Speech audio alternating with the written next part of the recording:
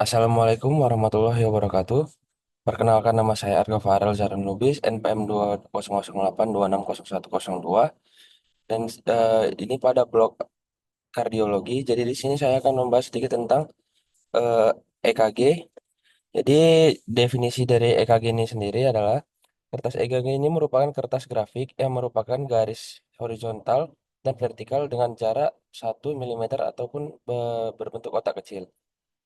Nah, jadi garis horizontal ini menunjukkan waktu di mana 1 mm sama dengan 0,04 detik, sedangkan 5 mm ini sama dengan 0,20 detik.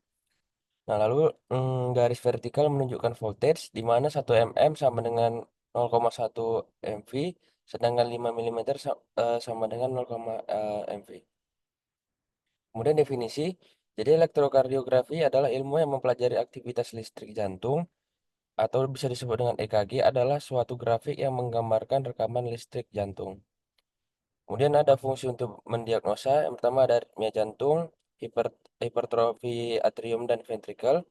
Lalu ada iskemik dan infak miokard.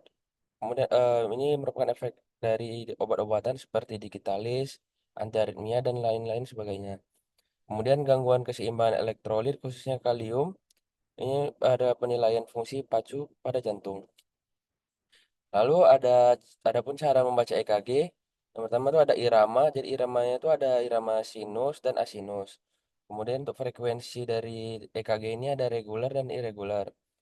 Lalu ada gelombang P, kemudian interval PR, gelombang QRS, interval QT, gelombang T, segmen ST, aksis.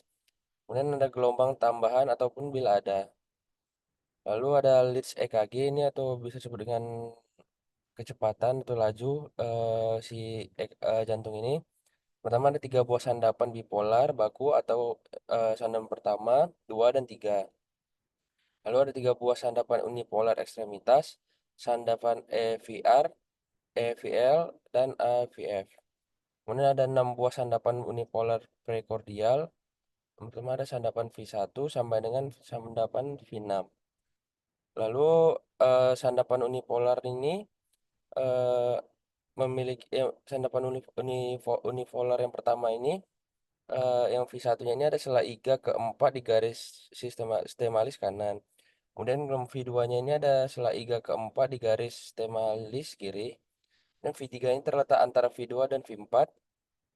Lalu V4 ini berada di sela iga kelima di garis mid clavicula kiri.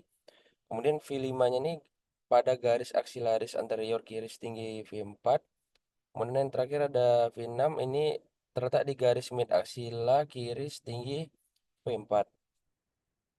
Baik, mungkin sekian saja dari hasil presentasi yang dapat saya sampaikan. Lebih dan kurangnya saya mohon maaf.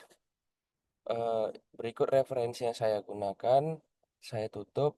Assalamualaikum warahmatullahi wabarakatuh.